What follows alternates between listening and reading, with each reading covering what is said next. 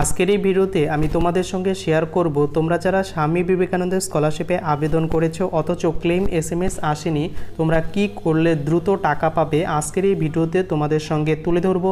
ভিডিওটি সম্পূর্ণ দেখো এবং ভালো লাগলে অবশ্যই চ্যানেলটিকে সাবস্ক্রাইব করো। তো চলো ভিডিওটি শুরু করা যাক। তোমরা যারা স্বামী বিবেকানন্দের স্কলারশিপে আবেদন করে দিয়েছিলে ম্যাক্সিমাম ক্যান্ডিডেটের বর্তমানে application sanction scholarship amount disburse বা হয়তো তোমাদের অ্যাপ্রুভ দেখাচ্ছে। তো এখন তোমাদের কিন্তু আজকে অনেকেই টাকা পেয়ে গেছো, তার ভিডিও কিন্তু অলরেডি তোমাদের সঙ্গে শেয়ার করেছি। তো এমন অনেকে আছো যাদের অ্যাপ্লিকেশন স্যাংশন তো হয়ে রয়েছে অথচ টাকা ঢোকেনি, তোমরা কি করবে? তো এখানে বেসিক্যালি তোমরা যখন স্বামী বিবেকানন্দের স্কলারশিপের পোর্টালে চলে আসবে তখন এখানে কিন্তু একটি নোটিশ তোমাদের সামনে শো করবে। তো সেটি তোমাদের সঙ্গে এখানে শেয়ার করছি। তো যে সমস্ত ক্যান্ডিডেটের ট্রানজাকশন ফেল হবে তাদের কিন্তু 28/6/2024 সাল পর্যন্ত টাইম দেওয়া হয়েছিল। তো এরপরে কিন্তু আর যাদের টাকা ট্রানজাকশন ফেল হয়েছে তাদের কিন্তু আর ব্যাংক অ্যাকাউন্টের উদ্দেশ্যে টাকা দেওয়া হবে না। তো তাই তোমাদের উদ্দেশ্যে একটি ঘোষণা, তোমাদের যাদের স্বামী বিবেকানন্দের স্কলারশিপে টাকা ঢোকেনি তোমরা এই মুহূর্তে যেটি করতে পারো সেটি হচ্ছে তোমার ব্যাংক অ্যাকাউন্টের টাকা ঢোকার মতো অ্যাক্টিভ আছে কি না বা তোমার ব্যাংকের বই চালু আছে কি না সেটা একবার চেক করে নেওয়া। কারণ যখন টাকা তোমার ব্যাংক অ্যাকাউন্টের উদ্দেশ্যে রিলিজ করে দেওয়া হবে তুমি কিন্তু বুঝতেই পারবে না যে তোমার টাকা ঢুকেছে নাকি ফেল হয়েছে।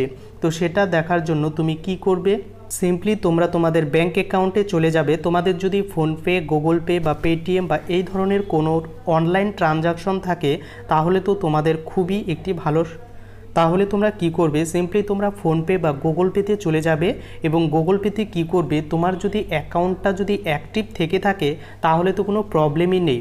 এবং অনেকেরই কিন্তু এখানে প্রবলেম দেখা দেয় যে টাকা কিন্তু ঢোকে না, ট্রানজাকশন ফেল হয়।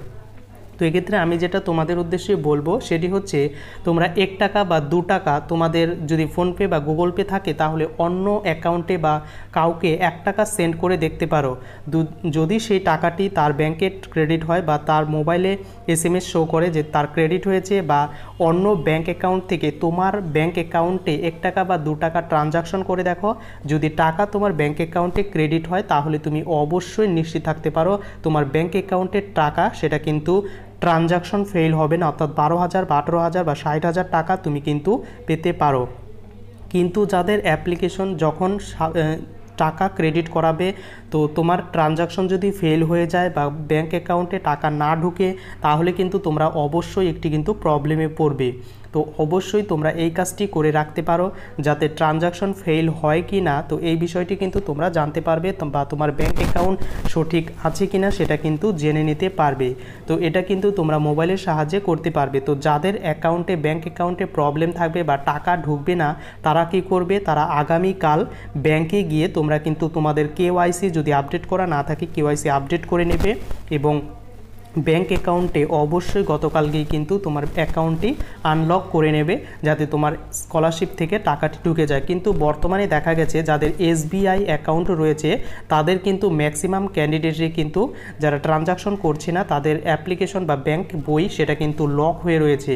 তাই অবশ্যই তোমরা কিন্তু এই কাজটি করতে পারো।